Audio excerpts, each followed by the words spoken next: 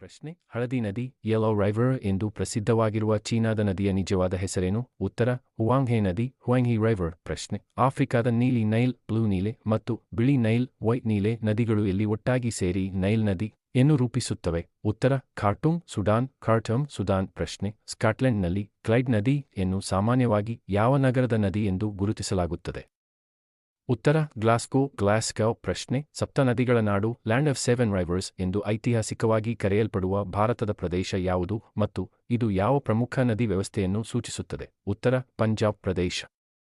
ಇದು ಸಿಂಧೂ ನದಿ ವ್ಯವಸ್ಥೆಯನ್ನು, ಇಂಡಸ್ ರೈವರ್ ಸಿಸ್ಟಮ್, ಸೂಚಿಸುತ್ತದೆ. ಪ್ರಶ್ನೆ: ದಕ್ಷಿಣ ಅಮೆರಿಕಾದಲ್ಲಿ ಜಲಜನಕದ ನದಿ, ರೈವರ್ ಆಫ್ ದ ಹೈಡ್ರೋಜನ್ ಎಂದು ಕೆಲವೊಮ್ಮೆ ಯಾವ ನದಿಯನ್ನು ಉಲ್ಲೇಖಿಸಲಾಗುತ್ತದೆ? ಉತ್ತರ: ಅಮೆಜಾನ್ ನದಿ, ಅಮೆಜಾನ್ ರೈವರ್.